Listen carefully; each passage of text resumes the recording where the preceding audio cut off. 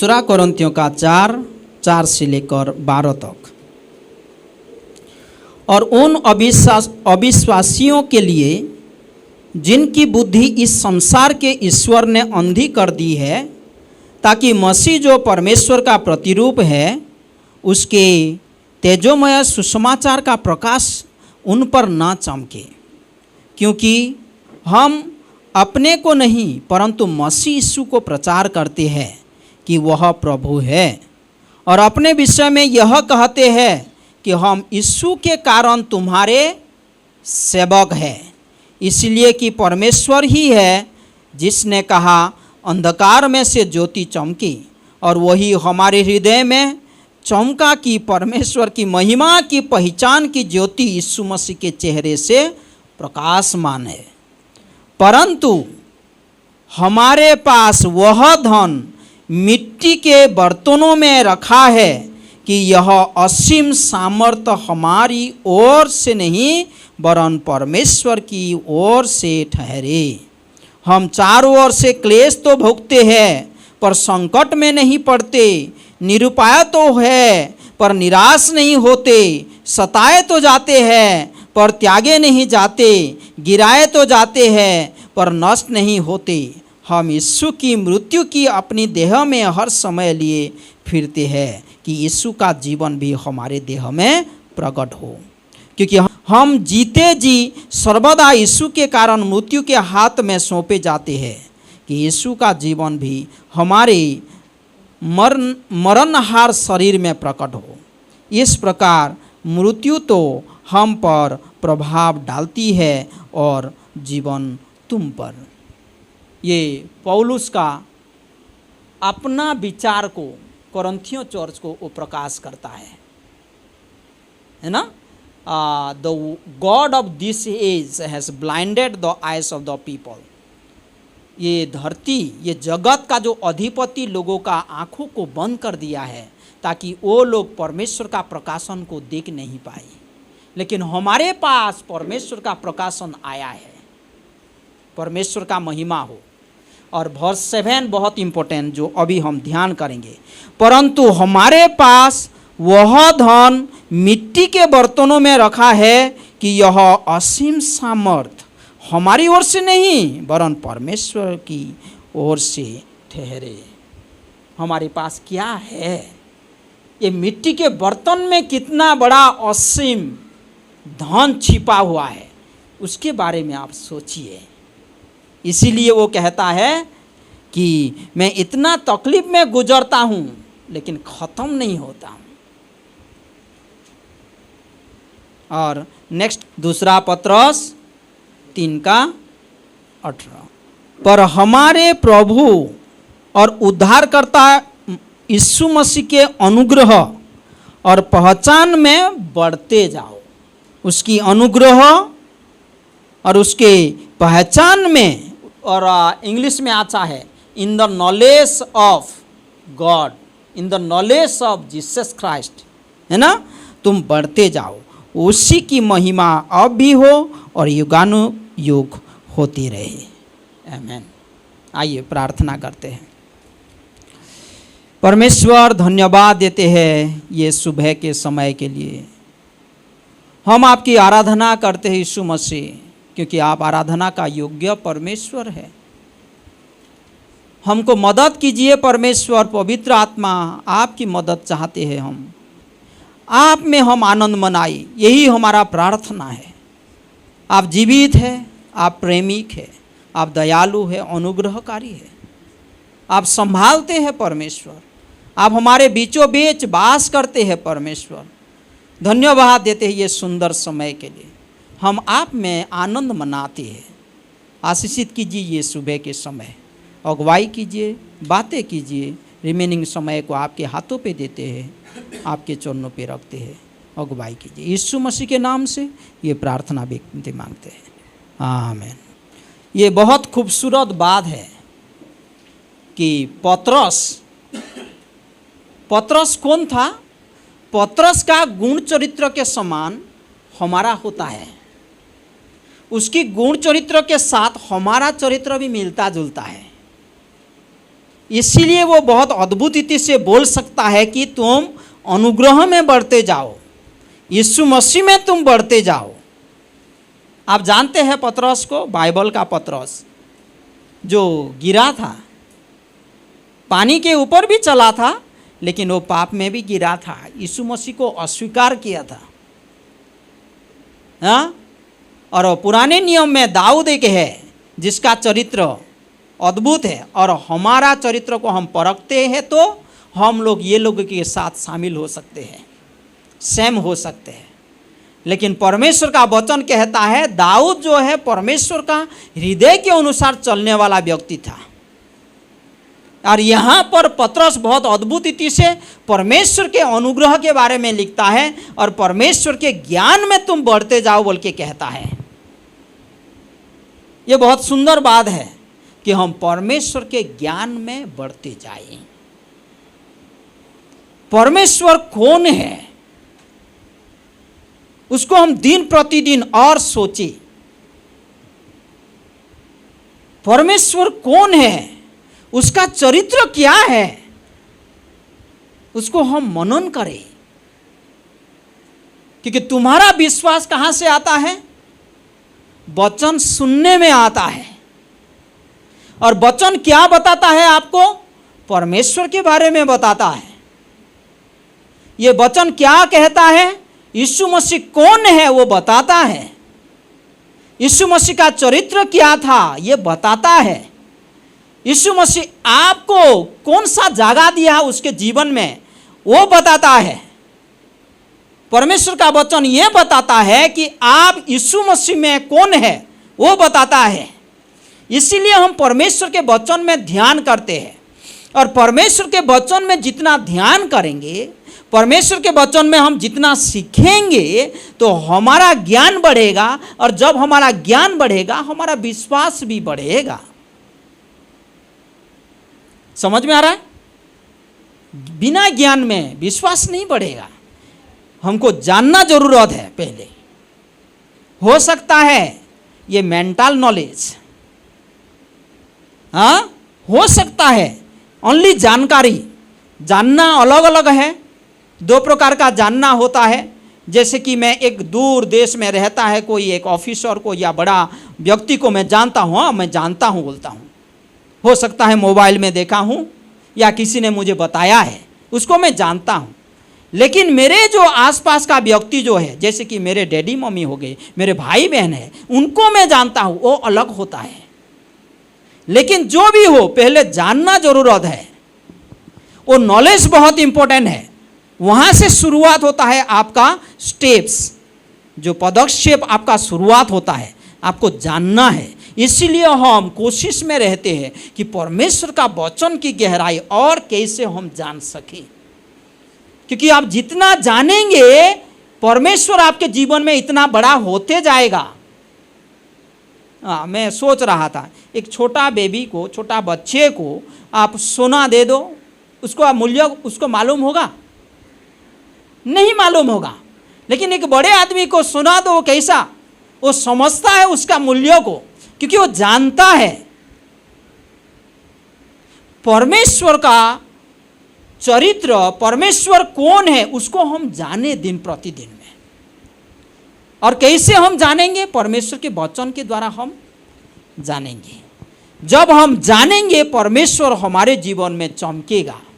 भाई में जो सर्विस था वहाँ पर मैं एक एग्जाम्पल दिया था कि सूरज का तेज हम देखते हैं, सूरज चमकता है ना? लेकिन हम उसका नज़दीक जब जाते हैं तो उसका तेज और चमकता हुआ दिखाई देता है। क्या वो ज़्यादा चमकता है? नहीं, वो जितना चमकता है ऐसे ही चमकता रहता है। समझ में आ रहा है बात? क्योंकि उसका चमकना तो इतना ही है, लेकिन हम जब नज़दीक जाते हैं वो ताप, वो जो गर्माहट हमको और ज़्यादा महसूस होता है, और वो चमकीला जो चीज़ों, वो जो चमकता है वो हमको ज़्यादा दिखाई देता है। वैसे परमेश्वर अनुग्रह से भरा हुआ है, करुणा से भरा हुआ है, प्रेम से भरा हुआ है। परमेश्वर का चरित्र बदलता नहीं। हाँ, तो वो परमेश्वर का जब नज़दीक आएंगे और ज़्यादा जानेंगे और ज़्यादा पहचानेंगे, हमारा पहचान बढ़ेगा, हमारा जीवन बदलेगा। तो परमेश्वर का वचन सीखना जरूरत है। कोई भी भाई बहन मेरा विश्वास हो, मेरा प्रेम इतना सुंदर हो, या मेरा जीवन बहुत सुंदर हो गया बोलता है, लेकिन वचन नहीं है, तो वो थोड़ा सा डाउट का बात है। क्योंकि परमेश्वर के वचन के बिना यीशु मसीह को जानना असंभव है। यीशु मसीह को हम कैसे जानते हैं? परमेश्वर के वचन के द्वारा। पौलुस कितने गंभीर रीति से जानता था कि उसके साथ कौन है, उसके हृदय में कौन वास हुआ है। उसका कॉन्फिडेंस आप सोचिए थोड़ा। और वो कॉन्फिडेंस, वो विश्वास इतना था कि वो बड़ा तकलीफ में गुजरा, बहुत परेशानी में गुजरा, लेकिन वो हिला नहीं।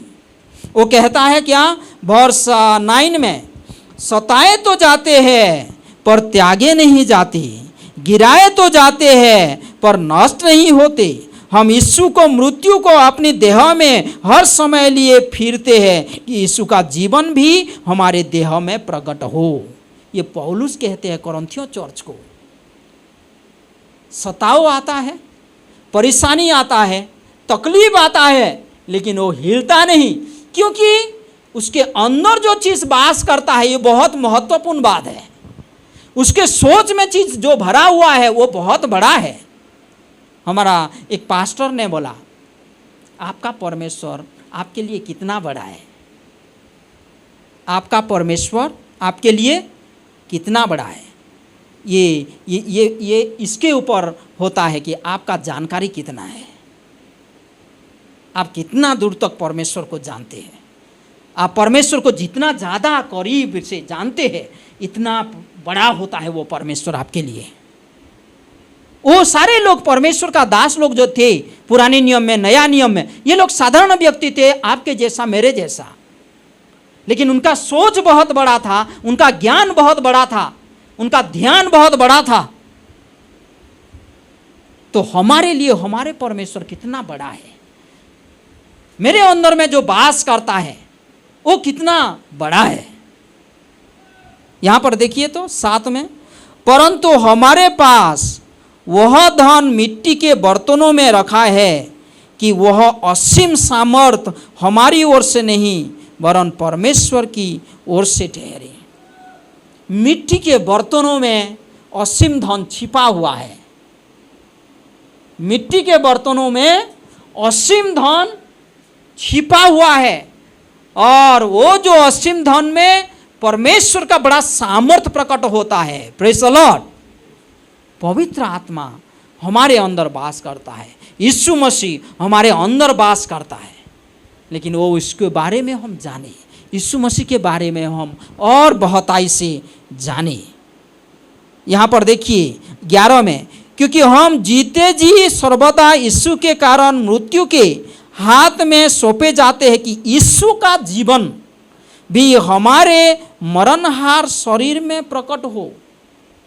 मेरे अंदर यीशु मसीह है, वो असीम धन है, बड़े सामर्थ का व्यक्ति है। वो यूहन्ना बोलता है उसका पत्रिका में कि जो तुम्हारे अंदर वास करता है वो महान है। जो बाहर में जो काम करता है, शैतान हो, संसार हो, उससे वो बढ़कर है। तो परमेश्वर जो हमारे अंदर वास करता है, यीशु मसीह जो हमारे अंदर वास करता है, वो महान है, महान शक्तिशाली है। लेकिन जब वो हमारे अंदर वास करता है तो हमारे जीवन से वो प्रकाशन होगा। पौलुस कहता है यहाँ पर, ये मरणहार शरीर के द्वारा भी यीशु मसीह मेरे जीवन के द्वारा प्रकट होगा। आज आपके हृदय में, मेरे हृदय में पवित्र आत्मा वास करता है, यीशु मसीह वास करता है, तो उसके ज्ञान में आप बढ़ते जाइए। पहले उसके बारे में आप सोचिए, दिन प्रतिदिन मनन कीजिए कि मेरा परमेश्वर मेरा साथ है, मेरा परमेश्वर मेरे साथ है, वो पवित्र है, वो दयालु है, वो अनुग्रहकारी है, वो सच्चाई है, उसमें पाप का दाग नहीं है। मेरा परमेश्वर में पाप का दाग नहीं है, तो मैं कैसे पाप में जी सकूंगा? मैं कैसे संसार में प्रलोभित होकर उधर जाऊंगा? परमेश्वर मेरा साथ है। असीम धन ये मिट्टी के बर्तनों में बसा हुआ है। इसके बारे में आप जाने। परमेश्वर बहुत दुख महसूस करता है जब अपने लोग ज्ञान का अभाव होता है। ये होशिया का 4:6 में लिखा गया है, मेरे लोग ज्ञान का अभाव से नष्ट हो रहे हैं। बोला मेरे लोग, इज़राइल लोग ज्ञान का अभाव से नष्ट हो रहे हैं। लोग क्यों नष्ट होते हैं? ज्ञान का अभाव से नष्ट होते हैं, नहीं जान पाते हैं आशीष क्या होता है, नहीं जान पाते हैं, अलग इंटरप्रिटेशन करते हैं आशीषों को, अपॉर्चुनिटी को नहीं जान पाते हैं। परमेश्वर जब मौका दिया है, अभी हम सुना इंट्रोडक्शन मैसेज में, परमेश्वर हमको मौका देता है, हम बढ़ सकते हैं, हम वृद्धि पा सकते हैं, लेकिन वो मौका को हम नहीं जान पाते हैं। ज्ञान के अभाव से मेरे लोग नाश हो रहे हैं। इसीलिए मूसा ने बहुत सुंदर रीति से परमेश्वर का अगुवाई के द्वारा लोगों को बोला कि तुम्हारे बच्चों के भी जब बैठते हो उठते हो, वो लोगों को भी सिखाओ ताकि वो लोग भी ज्ञान प्राप्त करें, परमेश्वर का ज्ञान प्राप्त करें, परमेश्वर के बारे में वो लोग जाने। ये डिट्रोनॉमी का 6 से 9 तक पढ़िए। हमारे बच्चे भी परमेश्वर का ज्ञान में बढ़े। ये सबसे उत्तम ज्ञान है। बाइबल क्लास जो करते हैं, ये जो बाइबल एजुकेशन है, सबसे उत्तम ज्ञान है। इसीलिए हम उसके ऊपर ध्यान करते हैं। परमेश्वर चाहता है कि हम परमेश्वर को जाने, ज्ञान प्राप्त करें। आप लोग देखा होगा मत्ती का 13 में बहुत सुंदर कहानी है। वो बहुत बड़ा सुंदर मूल्यवान चीज जब मिल जाता है, वो व्यापारी क्या करता है, सारे चीजों को बेच देता है और उसको जाकर वो खरीदता है। मूल्यवान चीज को किसको पसंद नहीं है? मूल्यवान चीज को किसको पसंद नहीं है? सबको पसंद है। तो आप क्या सोचते हैं, परमेश्वर मूल्यवान नहीं है? यीशु मसीह मूल्यवान नहीं है? परमेश्वर का वचन मूल्यवान नहीं है? किसके साथ आप कंपेयर कर सकते हैं? तो हम क्यों नहीं उसको हम अपनाए? हम क्यों नहीं उसको हम अपनाए? क्यों नहीं हम उसको एंजॉय करें, हम उसमें आनंद मनाए, है ना? परमेश्वर में, परमेश्वर का वचन में, उसके ज्ञान में हम दिन प्रतिदिन बढ़ते जाए। इसीलिए तो वो जेरेमाया का 9 का 23-24 में बहुत सुंदर रीति से लिखा गया है कि बुद्धिमान अपना बुद्धि से घमंड ना करे, या बलवान अपना बल से घमंड ना करे, या धनवान अपना धन से घमंड ना करे, लेकिन उसके ऊपर वो घमंड करे को कि वो परमेश्वर को जानता है, वो परमेश्वर को समझता है। Praise the Lord. हम परमेश्वर को जानिए गहराई से, उसके वचन की खोजी में हम रहे, परमेश्वर हमको मदद करेगा। रोमियो का 10 1 से 4 तक थोड़ा पढ़िए तो। हे भाइयों, मेरे मन की अभिलाषा और उनके लिए परमेश्वर से मेरी प्रार्थना है कि वे उद्धार पाए,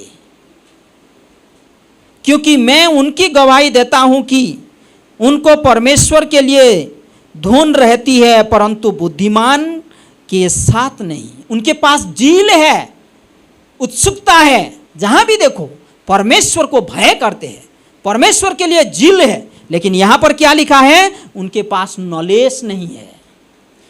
क्योंकि नॉलेज के आधार पर हमारा जील होना है, हमारा नॉलेज बहुत जरूरी है। यहां पर लिखा गया है परमेश्वर के लिए धुन रहती है, परंतु बुद्धिमानी के साथ नहीं, क्योंकि वे परमेश्वर की धार्मिकता से अनजान होकर और अपनी धार्मिकता स्थापित करने का यत्न करके परमेश्वर की धार्मिकता की अधीन ना हुए। परमेश्वर की धार्मिकता को नहीं जानते हैं, ज्ञान प्राप्त नहीं है। हमको धार्मिकता कैसे मिलेगा, हमको पवित्रता कैसे मिलेगा, पवित्र परमेश्वर के साथ मेल मिलाप कैसे होगा? बहुत सारे लोगों के पास ये ज्ञान नहीं है। ये वचन कहता है क्योंकि हर एक विश्वास करने वाले के लिए धार्मिकता के निमित्त मसीह व्यवस्था का अंत है। यीशु मसीह के द्वारा ही व्यवस्था का पूर्णता दिखाई देता है। पवित्रता कहाँ से आता है? यीशु मसीह की ओर से आता है। धार्मिकता कहाँ से आता है? यीशु मसीह के ओर से आता है। हमारे पास झील है, परमेश्वर का भय करते हैं, लेकिन ज्ञान के आधार पर होना चाहिए। इसीलिए परमेश्वर चाहता है कि हम लोग परमेश्वर का ज्ञान में बढ़े। पौलुस परमेश्वर का ज्ञान में बढ़ा था, इसीलिए वो बहुत कॉन्फिडेंट था और वो बोला कि मैं जितना भी सता जाता हूँ, जितना भी परेशानी में गुजरता हूँ, फिर भी मैं मजबूत होकर रहता हूँ। क्योंकि आपका सोच, आपका ज्ञान के अनुसार आपका परमेश्वर बड़ा होता है, नहीं तो आप और मैं सीमित रहते हैं। तो हम परमेश्वर के ज्ञान में बढ़ते जाए।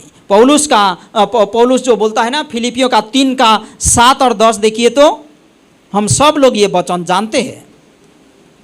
फिलिपियों का 3, 7 और 10। परंतु जो जो बातें मेरे लाभ की थी, उन्हों को मैंने मसीह के कारण हानि समझ लिया है। दुनिया में ऐसा कोई चीज नहीं है परमेश्वर के साथ तुलना किया जा सकता है।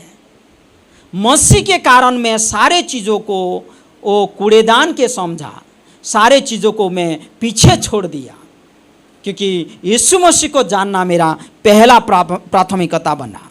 8 में, वरन मैं अपने प्रभु यीशु मसीह की पहचान की उत्तमता के कारण सब बातों को हानि समझता हूँ, क्योंकि उसका ज्ञान के पास कुछ भी तुलना नहीं हो सकता है। इसीलिए मैं परमेश्वर के ज्ञान में बढ़ते जाऊं। 10 में क्या है, ताकि मैं उसको और उसके मृत्युंजयी की सामर्थ्य को और उसके साथ दुख में सहभागी होने का मर्म को जानूं। मैं जान सकूं ये सारे बातें। यीशु मसीह में बने रहना मतलब क्या है, यीशु मसीह कौन है, उसका दुख उठाना मतलब क्या है, उसका पुनरुत्थान मतलब क्या है, उसका गुण चरित्र क्या है, वो उसका सामर्थ्य क्या है, मैं उसको जान सकूं, ताकि मैं सारे चीज़ों को इसलिए मैं छोड़ देता हूं पीछे और पहले यीशु मसीह को जानने के लिए मैं आगे बढ़ता हूं। आपका परमेश्वर, मेरा परमेश्वर बड़ा होता है मेरे जीवन में, वो अद्भुत होता है मेरे जीवन में जब मैं उसका ज्ञान में बढ़ते जाता हूं। ये बहुत सुंदर बात है। कितना सुंदर लोग, मतलब साधारण लोगों को परमेश्वर इस्तेमाल किया, क्योंकि वो लोग परमेश्वर को नज़दीक से जाना, अच्छा से पहचान पाया। हाँ, जैसे दाऊद के बारे में लिखा जाता है एक्स चैप्टर 13 का 22 में, एक्स चैप्टर 13 का 22 में वो बोला जाता है कि वो परमेश्वर का हृदय को जानने वाला व्यक्ति था, परमेश्वर का हृदय को जानने वाला व्यक्ति था। इसीलिए परमेश्वर दाऊद को, वो भेड़ बकरियां चराता था, वही पोजीशन से कितना आगे ले लिया। जाने हम परमेश्वर को, जब हम परमेश्वर को गहराई से जानेंगे, वो परमेश्वर हमारे लिए वो अद्भुत बड़ा होते जाएगा, है ना, बड़ा होते जाएगा। इसका नज़दीक हम जाए, उसके साथ हम सहभागिता में बढ़े, तो ज्ञान हमारा बढ़ेगा। हमारा जब ज्ञान बढ़ेगा, विश्वास बढ़ेगा, हमारा जीवन सेम नहीं रहेगा। हम क्यों, कभी कभी ऐसा होता है सिचुएशन को हम हैंडल करना नहीं आता है। हाँ, कभी कभी हम गुस्सा हो जाते हैं, कभी कभी हम फ्रस्ट्रेट हो जाते हैं। क्यों? ज्ञान का अभाव, ज्ञान का अभाव। हम ज्ञानी बने, परमेश्वर का ज्ञान में हम बढ़े। हमारे अंदर में क्यों बिटरनेस रहेगा, क्यों क्रोध रहेगा? क्योंकि हम परमेश्वर का ज्ञान में नहीं बढ़ पाते हैं। परमेश्वर का ज्ञान में हम बढ़ेंगे, परमेश्वर का गुण चरित्र को हम जानेंगे, परमेश्वर हमारे अंदर वास करता है बोल के हम जानेंगे, वो उसका चरित्र हमारे अंदर है, उसको हम प्रकाशन होने के लिए नहीं देते हैं, क्योंकि हम नहीं जान पाते हैं। हमारे पास असीम धन होने के नाते भी परमेश्वर हमारे साथ साथ है। परमेश्वर बुद्धि का भंडार है। कोलोसियों का 3 का 2-3 के अनुसार हमको बुद्धि देगा, है ना। तो परमेश्वर हमको मदद करे, हमको मदद करे, परमेश्वर से सामर्थ मांगे, परमेश्वर मुझे आपके ज्ञान में दिन प्रतिदिन में बढ़ाइए। चर्च में हम क्यों आते हैं? बाइबल स्टडी हम क्यों करते हैं? हम क्यों बाइबल क्लास में बैठते हैं? ताकि हम परमेश्वर के ज्ञान में बढ़ते जाएं, परमेश्वर के ज्ञान में हम बढ़ते जाए तो हमारा सोच बढ़ेगा, विश्वास बढ़ेगा, हमारा चरित्र सुंदर होगा और परमेश्वर हमारे जीवन के द्वारा प्रकाशन होगा। पौलुस कहता है ना, ग्रेट ट्रेजर इन आर्देन वेसल, बड़ा असीम धन ये मिट्टी के बर्तन में रखा गया है। आपको बड़ा सामर्थ्य की बात दिया गया है, उसको आप इस्तेमाल कीजिए, उसको अलाउ कीजिए आपके जीवन में कार्य करने के लिए। परमेश्वर हम सभी को बहुताई से मदद करें। आमीन।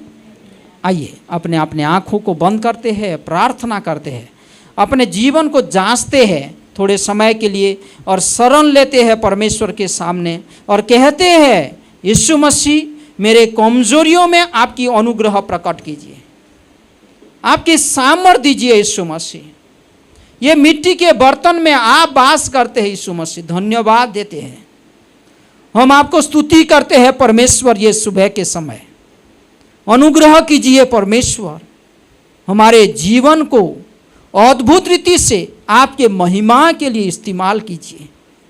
आपने हमको चुना है परमेश्वर, आपने मुझे चुना है परमेश्वर आपके महिमा के लिए।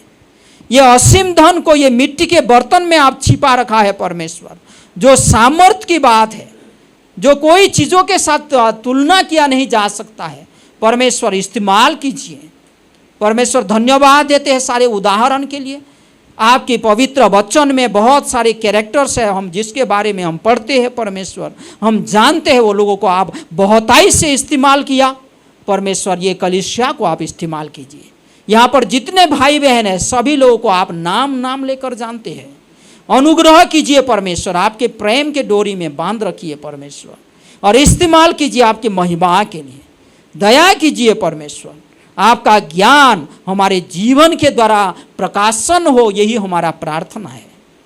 प्यारे भाई और बहनों, हम आपको बोलना चाहते हैं, कोई यीशु मसीह को नहीं जाना है तो ये ज्ञान प्राप्त कीजिए कि परमेश्वर यीशु मसीह में प्रकट हुआ है और यीशु मसीह देहधारी बना आपके पापों के लिए, मेरे पापों के लिए।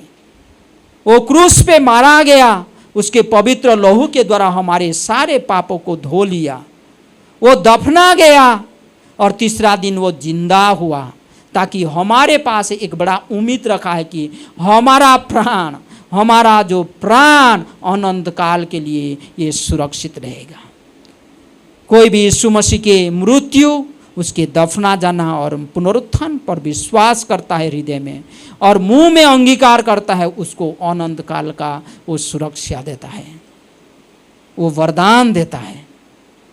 तो आप विश्वास कर सकते हैं, अंगीकार कर सकते हैं और यीशु मसीह के वो तोहफा को ग्रहण कर सकते हैं। धन्यवाद देते हैं परमेश्वर ये सुंदर समय के लिए। हम जितने लोग भी यहाँ पर हैं और वचन सुने हैं, ये वचन हमारे हृदय में बैठे, हमारे जीवन में कार्यों में दिखाई दे, यही हमारा प्रार्थना है। दयालु परमेश्वर हमको आपके वचन की बहुतायता में भर दे, यही हमारा प्रार्थना है। आगे का समय को आपके हाथों पे सौंपते हैं, अगुवाई कीजिए। सारे आदर महिमा आपको देते हैं, यीशु मसीह के नाम से ये प्रार्थना विनती मांगते हैं, आमीन।